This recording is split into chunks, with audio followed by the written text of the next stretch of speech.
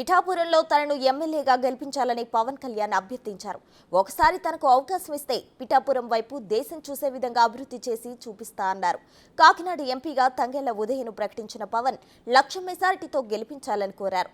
21 ఎమ్మెల్యేలు 2 ఎంపీలను గెలిపిస్తే జనసేన ప్రభంజనాన్ని చూపిస్తానని పవన్ హామీ ఇచ్చారు. కేంద్ర నాయకత్వం అడిగితే కేంద్ర నాయకత్వం 2 అడిగారు నన్ను, నువ్వు ఎమ్మెల్యేగాను పోటీ చేయాలి, ఎంపీగాను పోటీ చేయాలని. నాకైతే ఎమ్మెల్యేగానే చేయాలని ఉంది. రాష్ట్రానికి ముందు పనిచేసి తర్వాత దేశం కోసం ఆలోచిస్తాను.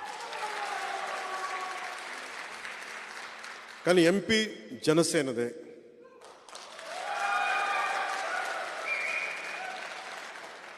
ఉదయ్ నా కోసం ఇంత త్యాగం చేశాడు కాబట్టి ఉదయ్ని ఎంపీ క్యాండిడేట్గా పంపిస్తాను.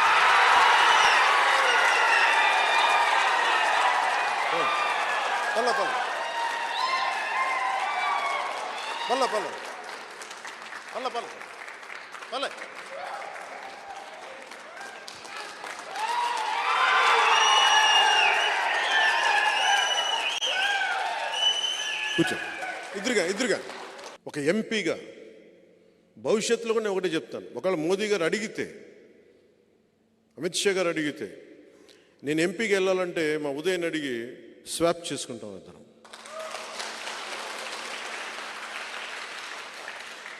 ఈ రోజున మీకు అందరికీ ఇది మాట ఇస్తున్నాను.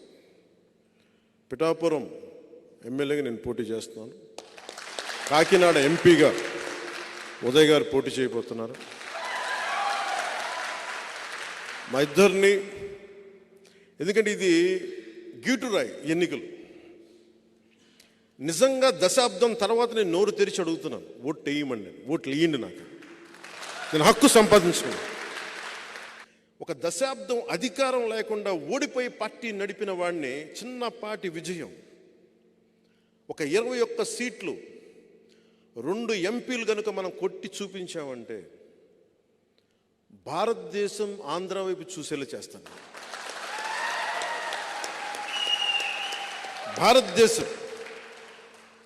భారతదేశానికి నేను తలమానికం అయ్యేలాగా ఈ 2 సీట్లతో నేను చేయగలను. అంత నిలబడతాను. ఉస్తాద్ భగత్ సింగ్ అందులో ఒక క్యారెక్టర్ ఆ గ్లాస్ పడేస్తాడు.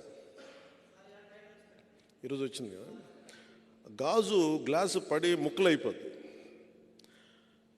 షూటింగ్ చేస్తున్నప్పుడు అడిగా, ఎందుకు రాసామంటే, లేదు మీరు అందరు మీ మీద మీరు ఓడిపోయారు అంటే ఒకటే చెప్పాను నేను. గాజుకున్న లక్షణం ఏంటంటే పగిలే కొద్దీ పదునే కొద్దీ. నాకు బేసిక్గా సినిమాలు ఇలాంటి డైలాగులు చెప్పడం నాకు ఇష్టం ఉండదు.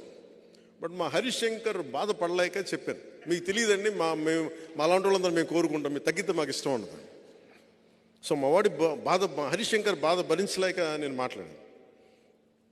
ఎందుకు చెప్తున్నానంటే, అనుభవం కాందే నేను ఎందుకు నలిగి ఈ రోజున ఎందుకు ఇంత బలంగా అడుగుతున్నాను ఓట్లు అంటే, ఒక దశాబ్దం అధికారం లేకుండా ఓడిపోయి పార్టీ నడిపిన వాడిని చిన్నపాటి విజయం, ఒక 21 సీట్లు, 2 ఎంపీలు కనుక మనం కొట్టి చూపించామంటే భారతదేశం ఆంధ్ర వైపు చూసేలా చేస్తాను. ఈ రోజున మనం లేకపోతే ఈ పొత్తు కూడా ఉండలేని పరిస్థితి. అంత కన్విన్స్ చేశాను జాతీయ స్థాయి నాయకులందరినీ. అంత నిలబడ్డాను, మాట్లాడాను, 2 చేతులైతే నమస్కారం పెట్టి పరిస్థితులు వివరించాను. ఎమ్మెల్యే ఓడిపోయాను, అది కూడా చెప్తున్నాను మీకు. ఓడిపోయి కూడా నాకు ఇష్టం నా నేల. మన బిడ్డని, మన నేల తల్లిని మనం కాపాడుకోకపోతే ఎవరు కాపాడుకుంటారు? ఒకటే గుర్తుపెట్టుకోండి, గెలవడాలు కాదు, 1,00,000 మెజారిటీ అని చెప్పండి. 1,00,000 మెజారిటీ, 1,00,000 మెజారిటీ. కాకినాడ పార్లమెంటు దద్దరిల్లిపోవాలి.